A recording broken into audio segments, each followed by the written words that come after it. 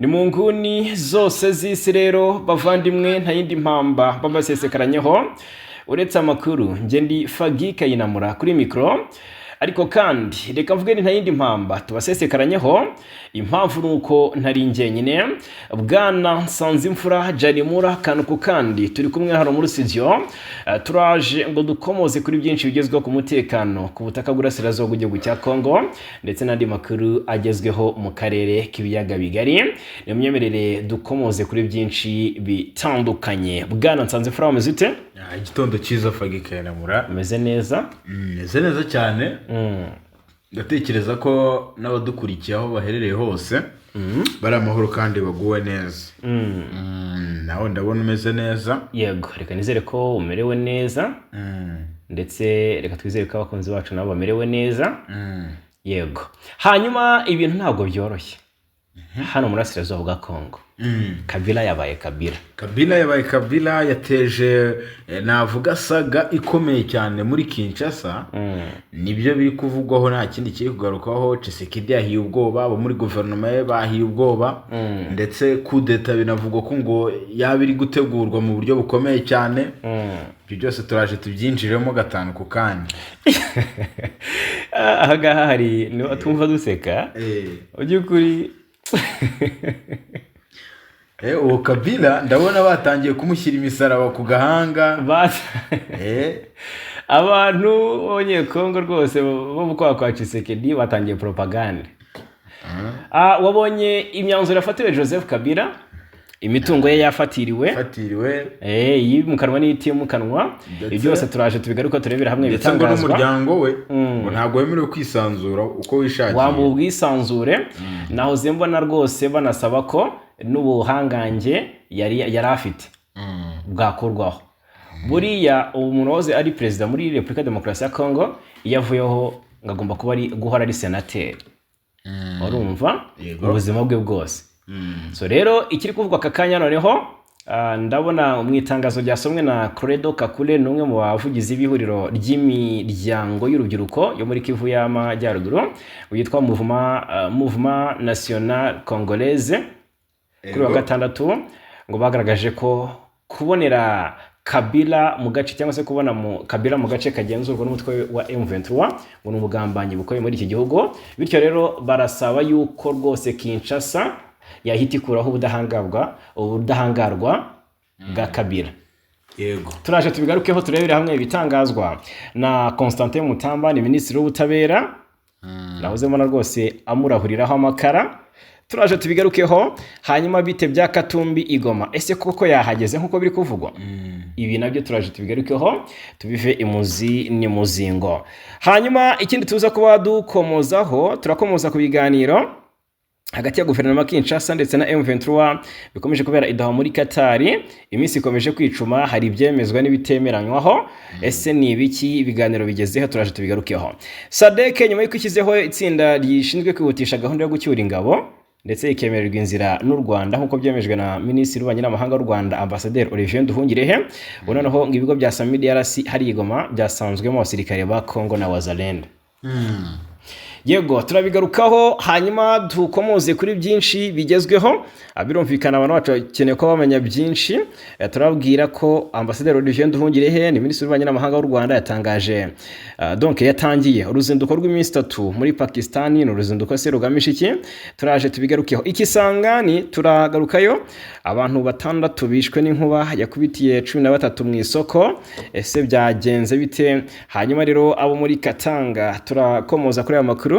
Barashinja umuryango wa Tshisekedi kubasahura umutungo kamere. Baragaragaza uburyo rwose imiryango ya Tshisekedi yakijwe n'ubutunzi kamere bw'iyi Katanga, nyamara bikatanga abo bicira isazi mu maso. Turashe tubigarukeho turebere hamwe uburyo amarira y'abanye Katanga yamaze kuba amariba. Turambuka Afrika turebere hamwe n'amakuru ari guturuka hanze. Guhera hano mu Burundi gato. Yego, hano hakurya yacu tubabwire ko igihugu cy'Ubuholandi cyafunze ambasade zayo muri iki gihugu cy'u Burundi, ndetse nta nubwo ari hano mu gihugu cy'u Burundi gusa, kwa n'ibindi bihugu impamvu wenda nuko iki gihugu cy'u Burundi ari cyo turi buze kugarukaho cyane tubone n'impamvu Ubuholandi aribwo bwahereye bufunga ambasade yabwo ni nako kandi turi buze kunyarukira mu gihugu cya Tanzania. Chadema yamenye aho umunyapolitike Tundu Lissu yari yaburiwe irengero. Chadema ishyaka yego rihanganye bikomeye n'ishyaka rya Samia Suluhu Hassan ryamaze rero kumenya uyu nguyu Tundu Lissu aho aherereye. Natwe turaje ko tubabwira abakunzi bacu ese byifashe bite hagati y'iri shyaka ndetse n'ishyaka riri ku butegetsi. Yego turaza no kwambuka hakurya y'inyanja ngari. Yego tubwire ko muri Israel ngiri mu mugambi wo kugaba ibitero kuri Iran. Yego ni umugambi Israel imaranye iminsi. Yego hanyuma ariko turagaruka gato muri Afrika ahitwa hariya muri Nigeria imirwano hagati y'abahinzi n'aborozi yaguyemo abatari bake. Ese bapfaga iki? Ni mu kahe gace n'iki cyateye intambara muri abanyafrika rwose bo muri Nigeria? Turaje byose tubigarukeho muri intambara yari injyana muntu. Yego nako kandi ICC yatangije iperereza kuri Hongria yanze gufata Benjamin Netanyahu. Yego turabifite. Nako kandi vice perezida wa Leta Zunze Ubumwe za Amerika yasuye Vatican haganirwa ku bibazo by'abimukira ku isi hose. Yego turaje tubyinjiramo gatanu ku kandi. Twongeye kuba ikaze, reka kandi tubibutse ko byoroshye cyane gukomeza kwibanira natwe.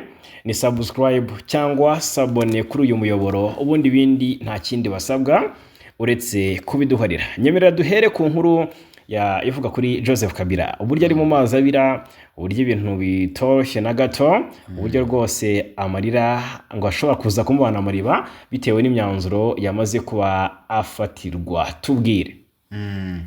Yego ni Joseph Kabila Kabange uri mu mujyi wa Goma. Kugeza ubu niho ari kubarizwa. Rero Repubulika Iharanira Demokarasi ya Kongo yatangaje ko igiye gutangira gukurikirana mu nkiko Joseph Kabila Kabange wahoze ari perezida w'iki gihugu nyuma yo kumushinja ubugambanyi bwo mu rwego rwo hejuru. Kinshasa yatangaje iyi gahunda nyuma y'amasaha make Kabila avuye muri Zimbabwe aho yari yarahungiye akajya mu mujyi wa Goma, kuri ubu uri mu maboko y'umutwe wa M23. Minisitiri w'ubutabera muri Repubulika Demokarasi ya Kongo Constantin Mutamba yasohoye itangazo mu ijoro ryakeye avuga ko ngo yamaze kumenya neza ngo anakora ubugenzuzi ku makuru yuko Joseph Kabila Kabange ngo yaba ari mu mujyi wa Goma. Ni nako kandi ngo yamaze kumenya umugenzuzi mukuru w'ingabo za leta ya Kongo FARDC ngo n'umushinjacyaha mukuru wo mu rukiko ngo rusesa imanza no gutangiza igikorwa cyo gukurikirana uyu Joseph Kabila. Ndetse ngo byanarangije kwemezwa ko Joseph Kabila ngagiye gukurikiranwa mu nkiko mu buryo bukomeye cyane. Minisitiri Constantin Mutamba yanashinje Kabila kugira uruhare rutaziguye mu bushotoranyi bukorwa n'u Rwanda ngo runyuze mu mutwe wa M23. Ntacyo Kabila rero yari yatangaza ku mugaragaro ku makuru, nubwo hari ibiganiro ngo yagiranye n'abaturage mu mujyi wa Goma. Yego ndetse Constantin Mutamba ngo yanashinje Joseph Kabila ngo kuba yaba ashaka guhirika ubutegetsi. Gusa nyine inshuro nyinshi yanakunze Kabila kugenda ahakana ibi birego aregwa na Kinshasa, ndetse no kuba ahakana ko ngo atera inkunga umutwe wa M23. Ndetse hagati aho M23 biciye muri umuvugizi wabo mu bya politiki Lawrence Kanyuka yatangaje ko nta kibazo kuba Joseph Kabila ngo yaba ari mu mujyi wa Goma. Aravuga ati rero ni umuturage, ati n'umuturage, ni umunyekongo, atakwiye kwisanzura no kwishyira kizana mu gihugu. Rero usibye gukurikirana mu butabera, Constantin Mutamba yanavuze ko ngo hanasabwe ko imitungo yimukanwa n'itimukanwa ya Kabila ifatirwa. Yego ndetse hanafashwe n'ingamba zo kugabanya ingendo z'abakorana nawe muri iki gikorwa cy'ubugambanyi bwo mu rwego ngo rwo hejuru. Rero leta ya Kongo yemeza ko ngo yamaze gufatira imitungo ye yose afite mu bice bitandukanye mu duce twaza Kingakati, Kashamanta ndetse n'ahandi. Kinshasa kandi ngo biciye mu itangazo Minisitiri w'ubutegetsi bw'igihugu Shabani Lukoko Bihango yasohoye, yavuze ko ngo ibi bikorwa by'ishyaka rya PPRD rya Joseph Kabila ngo biba bihagaritswe byose mu gihugu hose kubera uruhare uyu mukuru waryo Joseph Kabila ashinjwa kugira mu ntambara. Ntacyo rero ishyaka rya Kabila rirabitangazaho ku mugaragaro. Rero Kabila w'imyaka 53 usanzwe ari umusenateri wa Kongo yategetse iki gihugu imyaka 18 kugeza kuva muri 2001 nyuma y'icwa rya Laurent Désiré Kabila. Umutwe wa M23 rero ashinjwa gukorana nawo hagati ya 2012 na 2013 warwanye n'ingabo za leta ya Kongo na n'ubu bikirwanya. Baracyahanganye. Hanyuma ngo mu ntambwe itarigeze ibaho, guverinoma ya Repubulika Demokarasi ya Kongo yatangaje ko kuri wa gatandatu tariki 19 nibwo yabitangaje, yahagaritse by'agateganyo ibikorwa by'ishyaka rya rubanda riharanira kwiyubaka na demokarasi PPRD. Ni ishyaka rya politiki ryashinzwe n'uwahoze ari perezida wa Kongo ariwe Joseph Kabila. Iki cyemezo cyashyizweho umukono na Minisitiri w'Intebe wungirije ushinzwe umutekano imbere mu gihugu witwa Jacques Shabani, cyaje mu gice cy'uburasirazuba bw'igihugu cya Kongo kigaruriwe na M23. Mu ijambo rye Jacques Shabani yamaganye imyifatire ya Joseph Kabila, yavuze ko idasobanutse imbere y'iyi ntambara ngiyoboye n'u Rwanda, nk'uko inkuru dukesha mediacongo.net ivuga.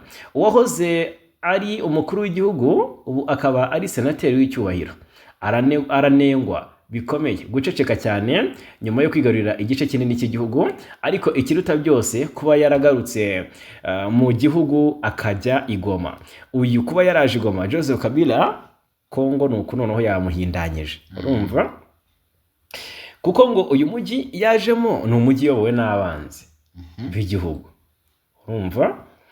No kuba ngo umutekano we uri muri uyu mujyi urinzwe n'izo ngabo z'umwanzi. Ibyo nabyo nibyo Kinshasa ivuga ko M23 niyirinze umutekano wa Kabila. Bituma abayobozi bazamura ibibazo bikomeye bijyanye n'umwanya afite muri ayo makimbirane.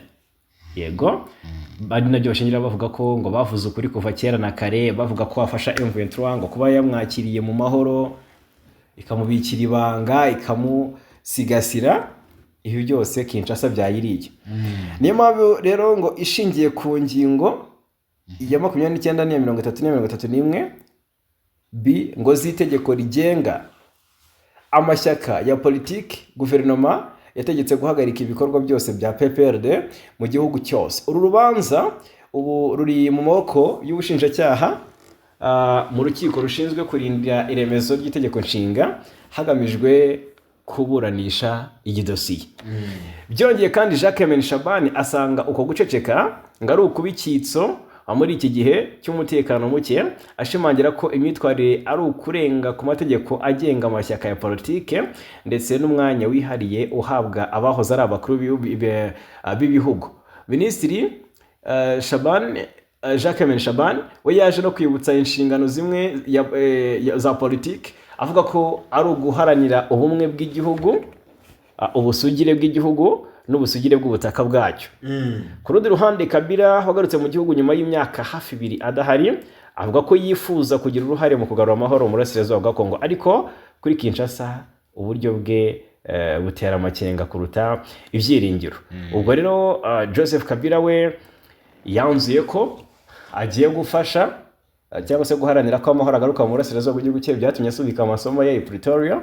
Yabitangaje muri Werurwe, agati ngiye ngiye kuza ngira icyo ngira gute icyo mbikoraho. Tubiveho nta na byinshi ahubwo biravugwa ko ngo witwa John Numbi nashaka kuza kumusanga hariya igoma, John Numbi na Katumbi na Moise Katumbi wa Ensemble pour la République. Uyu John Numbi yabaye umuyobozi wa polisi hariya muri Kongo, yaje kuba toroka ahungira mu gihugu cya Zimbabwe, hanyuma ariko yashyizwe mu gatebo kamwe na Kabila, ngo barakorana barafatanya, ngo bafite umugambi umwe. Nabonye na Patrick Muyaya yamwise umugambanyi. Ngo deja niba M23 ari umwanzi bakaba ngo bamwakiriye, gusa we wabyita iki uri wowe? ariko ikigamijwe ni iki? Ese ni inyungu z'abaturage?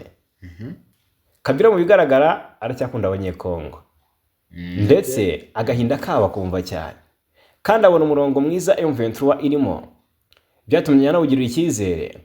Mu guhunguka kwe aza ahitira mu bice bigenzurwa na M23. Yego, nta kindi gusa uwitwa Katumbi nawe ugiye ngo kumusanga yarahangayikishije cyane, kuko nawe n'umwe mu bakomeye wanahanganye bikomeye na Tshisekedi. Hari n'abatangiye kuvuga ko iyo ari kudeta yaba iri gutegurwa. Ubwo rero ni ibyo ngibyo. Ibigo bya SADC igoma byasanzwemo abasirikare ba Congo na Wazalendo. Mu bigo by'ingabo z'umuryango wa Afurika y'Amajyepfo SADC ziri mu butumwa muri Repubulika Iharanira Demokarasi ya Congo, zizwi nka SAMIDRC, hasanzwe abasirikare ba Congo nabo muri Wazalendo. Ni ibintu byafashwe nk'ubugambanyi. Usanga abo baba Zalendo n'aba FDLR mu bice mu birindiro bya SADC byafashwe nk'ubugambanyi. Mu mpera za Werurwe uyu mwaka bw'abayobozi b'ihuriro AFC M23 rirwanya ubutegetsi bwa Congo baganiriye n'abofisiye bahagarariye abagaba bakuru b'ingabo zo mu bihugu bya SADC. AFC M23 yemeye gufasha ingabo za SADC ziri muri Congo gutaha bikajyana zikajyana intwaro n'ibikoresho bya gisirikare, ariko zigasiga iby'ingabo za Repubulika ya Demokarasi ya Congo. Bidaciye kabiri, uwo mubano wajemo agatotsi nyuma yaho AFC M23 ishinje ingabo za SADC kugira uruhare mu bitero iherutse kugabwaho mu mujyi wa Goma, ubwo M23 yahashyaga abo mu ihuriro ry'ingabo za Congo n'abo muri Wazalendo. Abarenga 15,000 bahungiye mu bigo by'ingabo za SADC biherereye mu mujyi wa Goma, ufatwa nk'umurwa mukuru wa Kivu y'Amajyaruguru. Yego, byabaye ngombwa ko M23 icyo gihe ibasangamo. Ibi byanatumye inasaka muri izi nkambi kugira ngo abo bari guteza umutekano muke nyine bakurwemo. Rero umwe mu basirikare bari mu butumwa bwa SAMIDRC avuga ko ngarambiwe ubugambanyi ingabo zabo zikomeje gukorera M23. Yavuze ko ubwo ingabo za M23 zageraga mu bigo byabo basanze amagana y'ingabo za leta ya Congo n'abo muri Wazalendo ngo batujwe muri ibi bigo hagamijwe gutegura ibitero kuri uyu mutwe urwanya ubutegetsi bwa Kinshasa. Ati mu gihe hari gushyirwa imbaraga mu bikorwa byo kugarura amahoro arambye mu burasirazuba bwa Congo, ingabo ziri mu butumwa bwa SAMIDRC zo zari ziri guca inyuma zikagirana uruhare rukomeye no mu bikorwa bya gisirikare mu buryo bw'ibanga rikomeye na Kinshasa. Izi ngabo ziri kwijandika muri ibyo bikorwa bihungabanya umutekano mu burasirazuba bwa Congo, mu gihe ku wa 13 Werurwe 2025 abakuru b'ibihugu byo muri SADC bafashe umwanzuro wo guhagarika ubutumwa bw'uyu muryango muri Repubulika ya Demokarasi ya Congo. Byari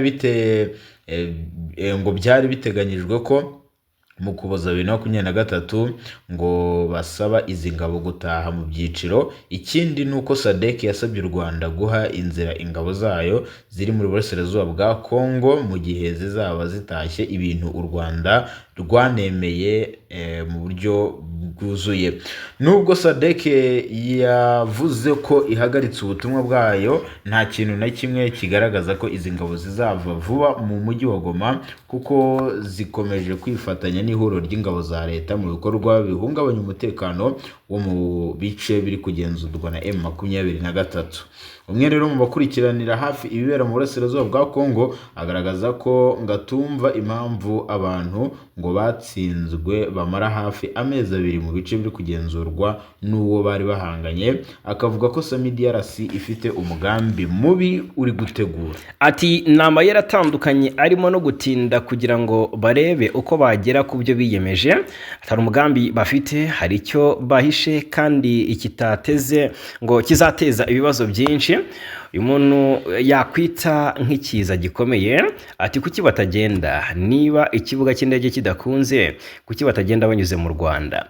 Nubwo SADC igaragaza ko iri mu murongo umwe na AFC M23 bakava muri Congo, ku rundi ruhande bivuga ko iri gukorana n'ubutegetsi bwa Kinshasa mu guhindanya isura y'iri huriro, bateza umutekano muke mu mujyi wa Goma nk'uburyo bwo kuwigarurira.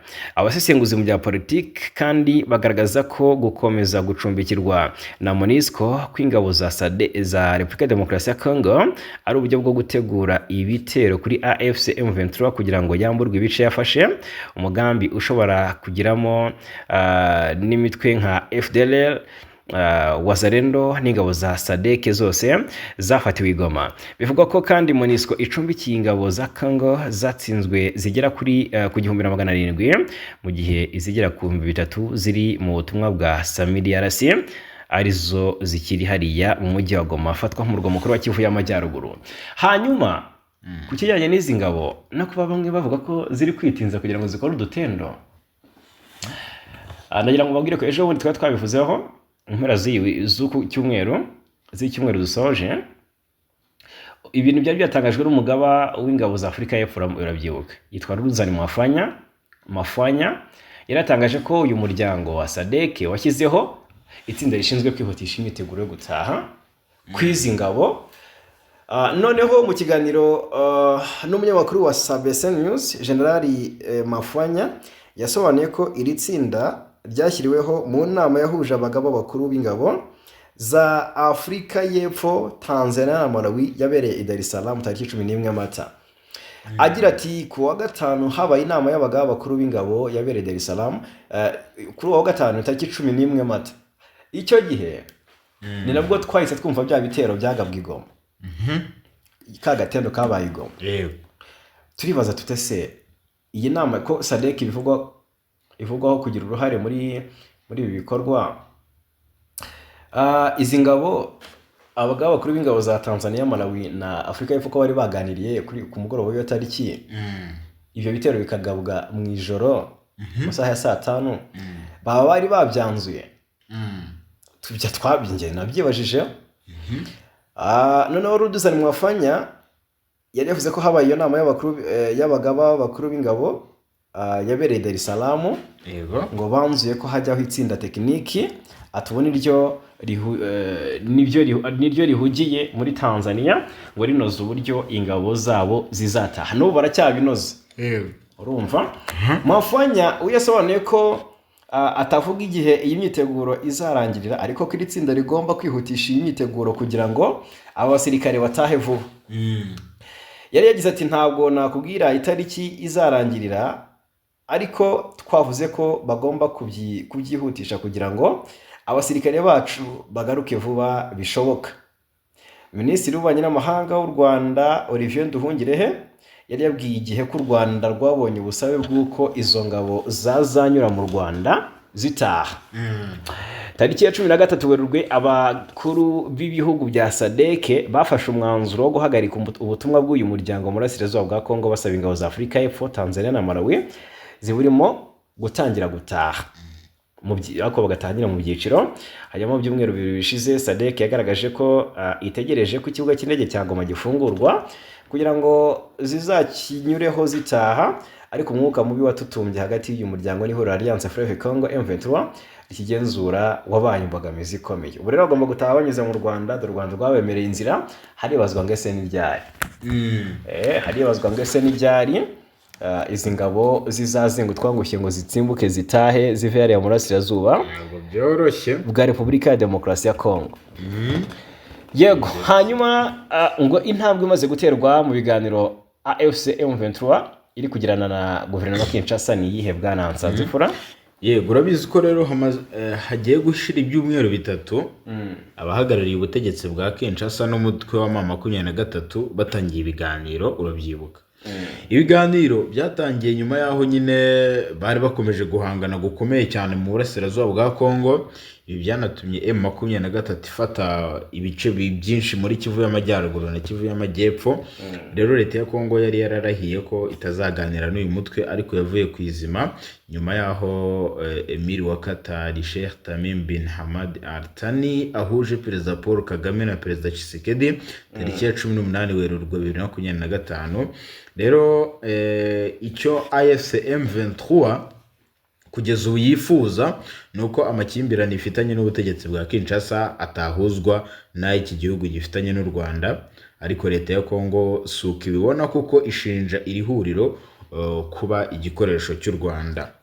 Nubwo rero hashize igihe habaho kudahuza hagati y'impande zombi, nabonye radiyo mpuzamahanga y'Abafaransa RFI yagiye itangaza ko ngo intambwe nziza imaze guterwa, ngo byaba bica amarenga ko ibiganiro byaba biri kugenda neza.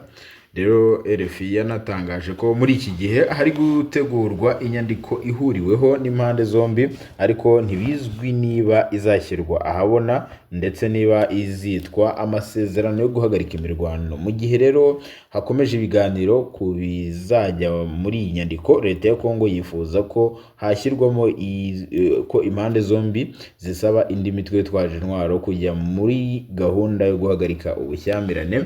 Umudiplomate uzi ibijyanye n'ibi biganiro yadutangarije ko ngo igikomeye cyane ari uburyo bwo gushyira mu bikorwa ingamba zirema icyizere hagati y'impande zishyamiranye mu burasirazuba bwa Kongo. Izi ni nazo ngo zizagaragaza niba buri ruhande rushaka amahoro. Leta ya Kongo yanasabye ko mu ngamba zirema icyizere hakwiye kubamo ko AFC M23 iva mu bice yafashe, ariko iri huriro rigaragaza ko ibyo bidashoboka ko ryava muri ibyo bice byose.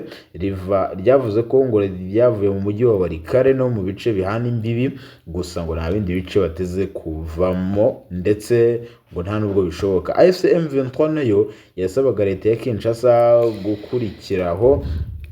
gukuriraho ibihano by'urupfu abayobozi bayo no gufungura abanyamuryango bayo bafungiwe Kinshasa. Ingabo z'umuryango wa Afurika y'Amajyepfo SADC nazo zikava muri Kivu y'Amajyaruguru nazo zigataha, ariko ibi ntibiratangira gukorwa. Urumva ibiganiro rero biri kuba n'ubundi biraca amarenga ko Kinshasa ibaye itabigenzemo neza ishobora n'undi kwisanga itari guhuza n'uyu mutwe wa 23 ku ngingo zimwe na zimwe. Biranashoboka ko noneho iyi kesi ya Kabila ubwijemo bigiye kuzamba bikanaseswa. Urabizi ko Kinshasa yifuza ko ibyo bazaganira byose bitazajya hanze. Niko yasabye. Ndetse hari n'ingingo nyinshi zitari kumvikanwaho. Bisobanutse ko M23 ifite ubushobozi bwo kwiha ibyo Kinshasa izanga ko igeraho mu biganiro, kubera ko Kinshasa nivuga iti ntabwo dushaka ko kunoza amasezerano twagiranye, kubera ABCD ntabwo ari mwe duhanganye n'u Rwanda nk'uko ibivuga. M23 izakomeza ibiharanire y'ubwayo ibyiye ku ngufu. Birakomeye cyane, bizakurura intambara ikomeye hari umurasirazuba bwa Kongo, kandi M23 ya kera siyo y'ubu. Ubu M23 ifite imbaraga. Kinshasa nitabyoroshya rero irarangira nabi kuko irakorerwa kudeta. Birashoboka cyane. Kudeta irashoboka cyane kuko imbaraga ziri guhuzwa. AFC M23 iri kunguka amaboko mashya, iri kunguka imbaraga nyinshi kandi ziri guturuka impande. Iri kunguka rwose amaboko yo kuyishyigikira, si no mu buryo bw'ubufasha gusa, ahubwo nabavuga rikijyana. Icyo Kabila yavuga nihe kitakumvikana. Icyo Moise Katumbi yavuga nihe kitakumvikana. Icyo John Numbi uvugwa nawe niki kitumvikana, nihe kitakumvikana. So nuko nguko rero byifashe.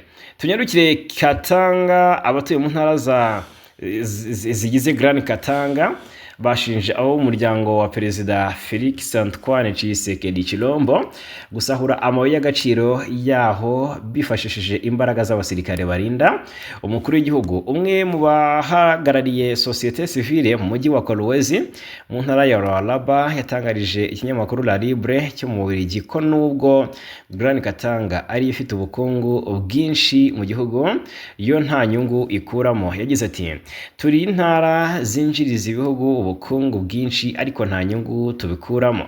Abaturage benshi bo muri Haut-Katanga nta mashanyarazi bafite, nta mazi meza, nta gikorwa remezo cy'umuhanda cyangwa ibitaro.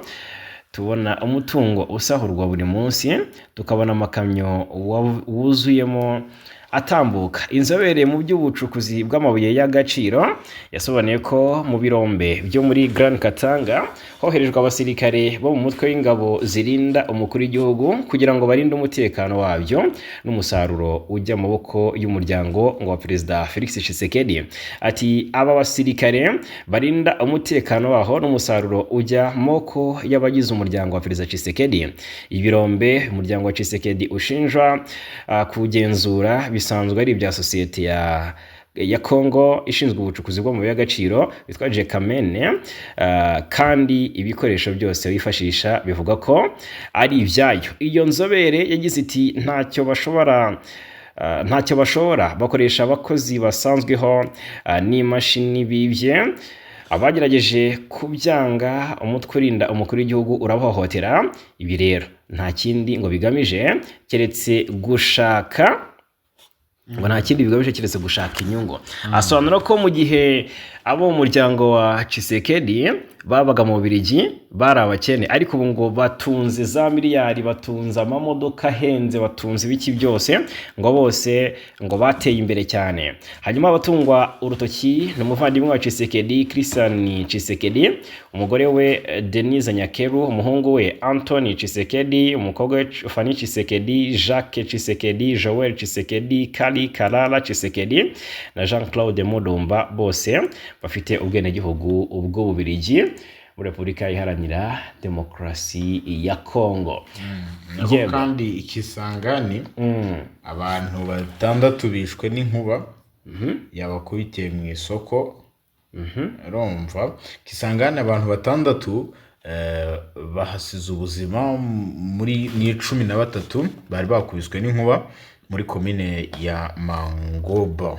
Ibi bintu bibabaje rero byabereye mu isoko rya komine ya Balese nimugoroba washize mu gihe imvura idasanzwe yagwaga nk'uko ibinyamakuru byagiye byandika. Umuyobozi w'akarere ka Mangobo Constantin Bolomba Saile yasobanuye uko aya makuba yabaye ndetse n'ingamba ziteganyijwe ngo kugira ngo bakumire ibi biza ndetse bafashe n'imiryango yaba bitabye Imana ndetse n'abakomeretse. Uyu Constantin Bolomba Saile yagize ati kugeza ubu hapfuye 6 abandi 7 barokotse. Igihe rero imvura yatangiraga gutera yagwaga yateye ubwoba abantu ndetse kugeza ubu 13 bakubiswe n'inkuba. Yakomeje avuga ko hamwe n'abayobozi ngo bagiye kurebera hamwe uburyo bwo kwita ku bari mu bitaro no gutanga no gutunga imiryango y'abapfuye no kwifasha nyine muri rusange. Yego nako kandi tuve muri Repubulika ya Demokarasi ya Kongo kerekeze hano mu Rwanda. Minisitiri w'Ububanyi n'Amahanga n'Ubutwererane Ambasaderi Olivier Nduhungireho wabonye ko yagiriye uruzinduko rw'iminsi 3 muri Pakistan. Tubwire. Yarugize rwose ku munsi w'ejo ku cyumweru tariki ya 20 Mata 2025. Minisitiri Nduhungireho rero yageze Islamabad muri Pakistan aho yatangiye uru ruzinduko rw'akazi rw'iminsi 3. Nduhungirehe yanakiriwe n'umuyobozi mukuru ushinzwe Afurika muri Minisiteri y'Ububanyi n'Amahanga ya Pakistan hamwe na Ambasaderi w'u Rwanda nyine muri icyo gihugu n'abandi bayobozi muri Minisiteri y'Ububanyi n'Amahanga. Nduhungirehe ari muri Pakistan ku butumire bwa Minisitiri w'Intebe wungirije ndetse na Minisitiri w'Ububanyi n'Amahanga akanabana n'umusenateri Mohamed Ishaqdar mu ruzinduko rusozwe kuri tariki 22 Mata 2025. Muri urwo ruzinduko Minisitiri w'Ububanyi n'Amahanga Nduhungirehe azagirana ibiganiro na Minisitiri w'Intebe wungirije akanaba na Minisitiri w'Ububanyi n'Amahanga wa Pakistan. Rero usibye kugirana ibiganiro na Minisitiri w'Ububanyi n'Amahanga Nduhungirehe azanaganira azanaganira agirana n'inama na bamwe mu baminisitiri b'ingenzi muri leta ya Pakistan nk'uko bigaragara ku rubuga rwa Minisiteri y'Ububanyi n'Amahanga ya Pakistan. Nduhungirehe Minisitiri w'Ububanyi n'Amahanga w'Ubutwererane n'u Rwanda Nduhungirehe kandi ngazanafungura ku mugaragaro ambasade y'u Rwanda Islamabad muri Pakistan. Byongeye kandi Minisitiri Nduhungirehe azanasabana n'abacuruzi ngo baganire ku mahirwe arimo gushora imari mu Rwanda. Nyuma rero yo gufungura ambasade z'ibihugu byombi i Kigali na Islamabad, iyi nshuro ya mbere Minisitiri w'Ububanyi n'Amahanga w'u Rwanda akora uruzinduko muri Pakistan. Uruzinduko rwitezweho kuzafungura inzira y'ubufatanye hagati y'ibihugu byombi by'inshuti nk'uko Minisiteri y'Ububanyi n'Amahanga ya Pakistan yabitangaje mu itangazo rigenewe itangazamakuru. Ni uruzinduko rwiza rwo gufungura ambasade hariya Islamabad, ndetse n'uruzinduko rugaragaza nyine ko ibihugu byombi bifitanye umubano mwiza. Yego. Hanyuma guverinoma y'Ubuholandi yatangaje ko yafunze ambasade z'iki gihugu mu bihugu byo hirya no hino ku isi birimo n'u Burundi. Ubuholandi bwemeje aya makuru biciye mu ibaruwa Minisitiri wabwo w'Ububanyi n'Amahanga yitwa Caspar Veldkamp yandikiye inteko nshingamateko. Muri iyo baruwa yagize ati ndashaka gufunga za ambasade 5 za consult ebyiri muri rusange, iy'Ubujumbura mu Burundi, Havana muri Cuba, Juba muri Sudani y'Epfo, Tripoli Libya, Yangon muri Myanmar, Consulta ya Antelope ndetse na Consulta y'i Rio de Janeiro. Ubuholandi kandi bwafashe kiriya cyemezo mu rwego rwo kugabanya ingengo y'imari bwari busanzwe bukoresha, aho bufite gahunda yo kuzigama abarirwa muri miliyari 25 z'amadolari y'Amerika. Leta y'u Burundi ifite gahunda yo kugabanya 25% by'ingengo y'imari guverinoma y'iki gihugu yageneraga za minisiteri zitandukanye. Iki gihugu cyafunze ambasade yacyo i Bujumbura mu gihe cyari mu bya mbere biho Burundi amafaranga menshi y'inkunga.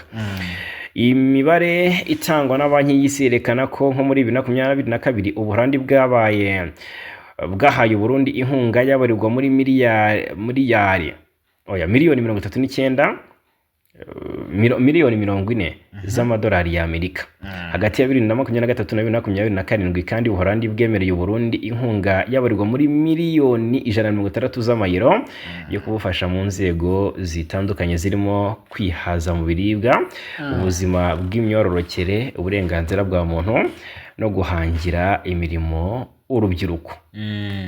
Yego, ni nako kandi mu gihugu cya Tanzania nabonye amakuru ari kubonaho ari menshi kandi atari meza mu ishyaka rya Chadema. Byamaze kumenya aho uyu munyapolitike Tundu Lissu wari waraburiwe irengero aho herereye. Iri shyaka rero rikomeye ritavuga rumwe n'ubutegetsi bwa Tanzania ryatangaje ko ku wa gatandatu umuyobozi waryo Tundu Lissu wafunzwe akurikiranyweho icyaha cy'ubuhemu yimuriwe mu yindi gereza nyuma y'umunsi umwe. Ishyaka rye rivuze ko ryamubuze. Ibirego Lissu Tundu uregwa nyine byongeye gutuma benshi bongera gushungura Perezida Samia Suluhu Hassan ku bijyanye n'uburenganzira bwa muntu mu gihe azaba yiyamamariza kongera gutorwa mu mpera z'Ukwakira. Perezida Samia Suluhu Hassan yakunze kuvuga ko guverinoma ye yiyemeje guharanira uburenganzira bw'ikiremwamuntu n'imiyoborere myiza mu gihugu cya Tanzania. Umuvugizi w'ishyaka rya Chadema rya Tundu Lissu yavuze ko abayobozi b'iryo shyaka bahuye n'abayobozi b'urwego rushinzwe amagereza muri Tanzania bamenyeshwa ko yimuwe. Umuvugizi w'ishyaka rya Breda Lupia yavuze ati Chadema irashaka kumenyesha rubanda ko Tundu Lissu yimuriwe muri gereza ya Ukonga. Umuvugizi wa serivisi z'amagereza muri Tanzania yitwa Elizabeth Mbezi ntiyitabye telefone n'ubutumwa bugufi bamwandikiye ntiyigeze abusubiza ngo atange ubusobanuro nk'uko bitangazwa n'ibiro ntaramakuru by'Abongereza. Ku wa gatatu Chadema yari yaravuze ko abayobozi b'ishyaka ryabo ndetse n'abunganizi ba Tundu Lissu n'abagize umuryango we ngo begereje kumugeraho muri gereza, ndetse ngo bagiye no kuzamusura ngo mu murwa mukuru i Dar es Salaam, aho yari afungiye kuva tariki ya 10 Mata 2025, ariko barahamubura. Barahamubuze umva ko bitoroshye byose cyane. Ariko Tundu Lissu biragaragara ko afite ijambo rikomeye cyane muri iri shyaka rye. Ni umwe mu bagombaga kurihagararira, mu matora. Ejo yari yaburiwe irengero, ubwo rero ubwo yagaragaye. Yego nibyo. Hanyuma ICC yatangije iperereza kuri Hongria ngo yanze gufata Benjamin Netanyahu. ICC ni urukiko mpuzamahanga mpanabyaha. Minisitiri w'intebe wa Hongria yitwa Viktor Orban yatangaje kuri radiyo yaho ko igihugu cye kizava mu rukiko mpuzamahanga. Avuga ko ICC itakiri urukiko rutabogamye, atari urukiko ahubwo ko ari urukiko rwa politiki. Ni nyuma y'uko abacamanza bo mu rukiko mpuzamahanga mpanabyaha batangaje ko bifuza ko Hongria isobanura impamvu yananiwe gufata minisitiri w'intebe wa Israel Benjamin Netanyahu ubwo yasuraga Budapest mu ntangiriro z'uku kwezi kwa Mata 2025. Muri dosiye yashyizwe ahagaragara ku wa gatatu, urukiko mpuzamahanga mpanabyaha rwa La Haye mu Buholandi rwatangiye iperereza kutubahiriza kwa Hongria icyemezo cyarwo, ahubwo ikaramburira itapi itukura Benjamin Netanyahu rushinja gukora ibyaha byibasiye inyokomuntu bifitanye isano n'intambara yo muri Gaza. Umuyobozi wa Hongria ufatwa n'abamunenga nk'umuntu w'umunyagitugu ndetse ubangamira umuryango umwe w'ibihugu by'Uburayi mu gufata ibyemezo by'uyu muryango, yavuze impamvu batafata Netanyahu. Orban yagize ati, twashyize umukono ku masezerano mpuzamahanga ariko ntitwigeze dutera intambwe zose zari gutuma iki cyemezo gishyirwa mu bikorwa muri Hongria. Avuga ko inteko nshingamategeko ya Hongria itigeze yemeza stati y'urukiko mu mategeko ya Hongria. Abacamanza bo muri ICC mbere banze ingingo nk'izo nk'uko tubikesha AFP. ICC n'indi miryango mpuzamahanga banenze Hongria kuba itarubahirije icyemezo cyo guta muri yombi Netanyahu. Iminsi mike mbere y'uko ahagera, perezida w'urwego rushinzwe kugenzura urukiko yandikiye guverinoma muri Hongria yibutsa inshingano yihariye yo kubahiriza icyemezo cy'urukiko cyo guta muri yombi no kumutanga. Hanyuma umuvugizi wa ICC yavuze yanze kugira icyo atangaza ku byemezo bitubahirizwa. Icyemezo cya Hongria cyo kuva muri ICC inzira izatwara nibura umwaka kugira ngo irangire, kizatuma iba igihugu rukumbi mu muryango wa European Union ugizwe n'ibihugu 27 kidakorana n'urukiko mpuzamahanga mpanabyaha. Yego. Ni nako kandi muri igihugu cya Israel kiri mu mugambi wo kugaba ibitero kuri Iran. Leta ya Israel irimo gutegura kugaba ibitero ku bigo bikora intwaro za nucleaire muri Iran. Ni umugambi rero idahuriyeho na Leta Zunze Ubumwe za Amerika nk'uko Perezida Donald Trump ashyigikiye inzira y'amahoro. Israel ishaka kugaba ibitero biturutse ku kuba ngo Iran ifasha imitwe yitwaje intwaro irimo Hamas bimaze igihe bihanganye mu ntambara iri kubera muri Gaza. Kuri tariki 18 Mata 2025, Reuters yatangaje ko Israel irimo gutekereza ku kugaba ibitero bito ku bigo bikora intwaro za nucleaire za kirimbuzi bya Iran mu mezi ari imbere. Ikinyamakuru Reuters gikomeza kivuga ko ubuyobozi bwa Israel bwamaze kugeza ku bayobozi ba Amerika uko gahunda yo kugaba ibitero iteye. Icyakoze nubwo bimeze bityo, umuyobozi ukomeye wa Israel yabwiye Reuters ko nta cyemezo cya nyuma kirafatwa. Ni mu gihe ku ya 16 Mata 2025 ikinyamakuru The New York Times cyatangaje ko Perezida Donald Trump yanze iki cyifuzo cya Israel cyo kugaba ibitero binini kuri Iran, aho we yahisemo gukomeza inzira y'amahoro n'ibiganiro. Trump yabwiye abanyamakuru ko ati ntabwo nshaka kwihutira intambara, ndifuza ko Iran yaba igihugu cyiza gituje kandi abantu bakabaho neza, ibyo ni nabyo nshyirize imbere. Ku rundi ruhande Iran nayo iryamiye amajanja cyane ko yanamaze gutahura uyu mugambi wa Israel. Umuyobozi ukomeye cyane wo muri Iran yabwiye ikinyamakuru Reuters ko bafite amakuru yizewe ko Israel ishobora gutera ibikorwa byayo bya nuclear. Iran imaze igihe ivuga ko izihorera mu gihe cyose yaterwa na Israel. Uko bitoroshye. Ntabwo byoroshye cyane, ni nako kandi wenda tugarutse hano muri Afurika gato.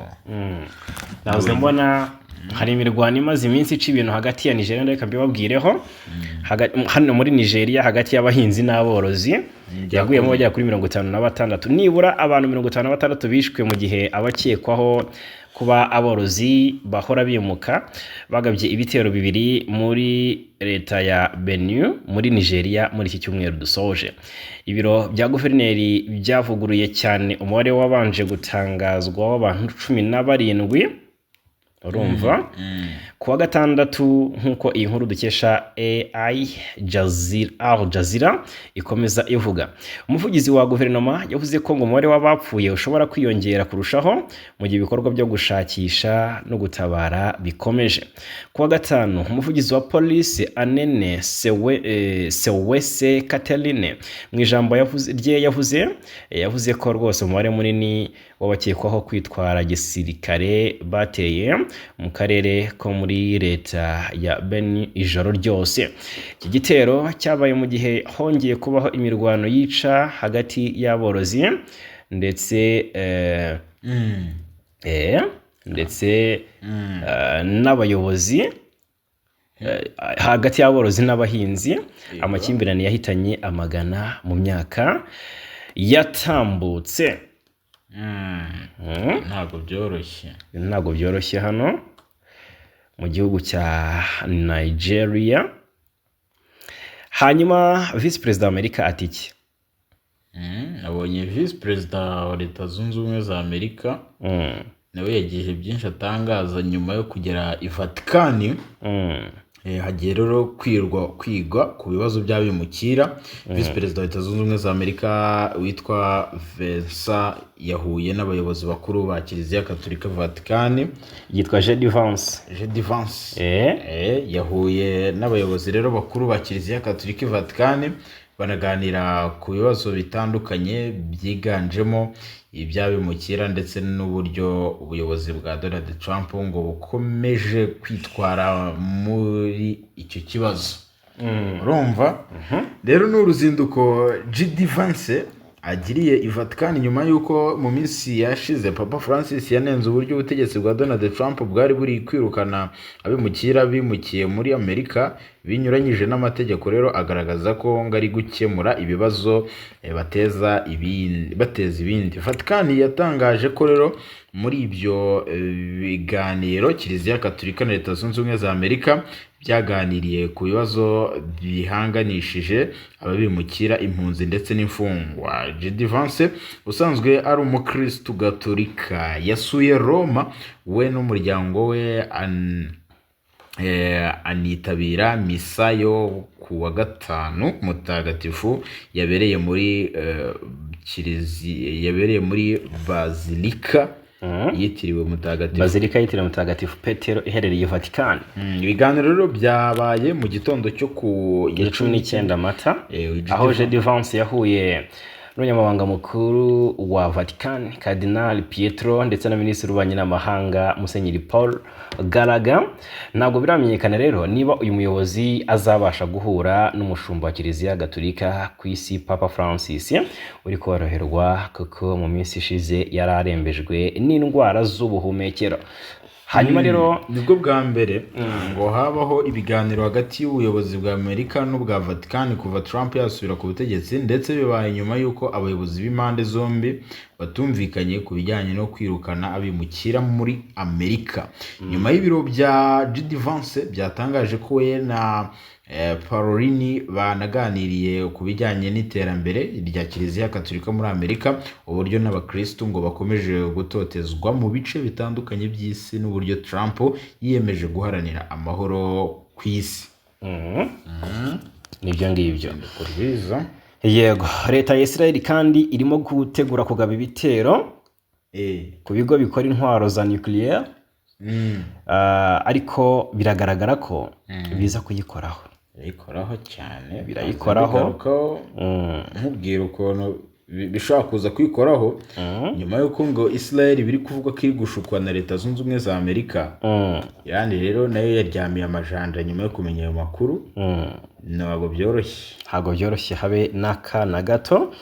Mu gihe kandi urukiko rwategetse Trump kuba ahagaritse kwirukana abimukira bo muri Venezuela, n'urukiko rw'ikirenga rwa Leta Zunze Ubumwe za Amerika rwahagaritse by'agateganyo ishyirwa mu bikorwa ry'icyemezo cy'ubutegetsi bwa Perezida Trump cyo kwirukana abimukira baturutse muri Venezuela. Uru rukiko rwamenyesheje Leta ya Amerika ko itemerewe kwirukana ababimukira bafunzwe n'urwego rw'abinjira n'abasohoka kugeza igihe hazasohokera undi mwanzuro. Ku 17 Mata, abanyamategeko b'umuryango uharanira uburenganzira bw'ikiremwamuntu muri Amerika batanze ikirego mu rukiko rw'ikirenga barusaba kugira icyo rukora mu maguru mashya nyuma yo kumenya ko abimukira bamaze kurizwa za bisi. Uyu muryango uvuze ko leta iri kwifashisha itegeko ryo mu mwaka w'1798 yirukana abimukira, nyamara ryarateganyirijwe ibihe by'intambara gusa, wanenze ko batari guhabwa amahirwe yo kwisobanura. Nubwo kugeza ubu ntacyo ibiro bya Perezida Trump White House biratangaza ku cyemezo cy'urukiko, hari impungenge ko Trump ashobora kwanga kucyubahiriza. Ubwo Trump yatorerwaga kuyobora Amerika, yavuze ko agiye kwirukana abimukira baba muri iki gihugu mu buryo butemewe n'amategeko. Yifashishije itegeko ryo ku mwaka w'1798 riha perezida ububasha bwo gufunga umunyamahanga wahungabanyije umutekano w'igihugu. Uyu mukuru w'igihugu ashinja abimukira bo muri Venezuela kuba agatsiko k'abagizi ba nabi Catherine de Aragua. Ku ya 17 Mata yavuze ko bakoze ibyaha bikomeye birimo ubwicanyi basohorwa muri gereza ziwabo boherezwa muri Amerika. Trump yanashinje Congo kuba ngo yararekuye abanyabyaha, abantu bakoze ibyaha bikomeye, ikabohereza muri Amerika. Avuga ko agiye no kubirukana. Buriya Trump yararakaye cyane. Reka tubashimire cyane. Yego, turananiwe. Reka tubashimire. Kamushimire cyane Bwana Nsanze Fragile Mura. Akoze cyane Bwana Afrika Mura. Dushimire cyane abakunzi bacu. Amakuru yo nakagaruka.